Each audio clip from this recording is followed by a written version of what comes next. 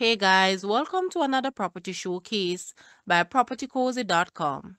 We have here a beautiful 4-bedroom, 3-bathroom, 2-story home that is strategically designed with the upper level having an automatic shutter garage, covered veranda, living room, 2 bedrooms, 1 bathroom, and the master bedroom with ensuite bathroom.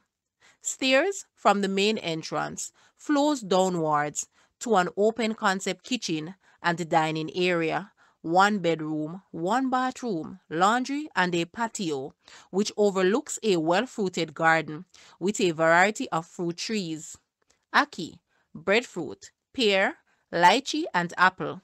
This home is located in a quiet community and is only 15 minutes away from the town center of Mandeville, with major schools and hospitals. Only 5 minutes drive to the police station.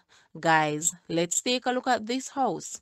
And please watch the entire video for more details at the end.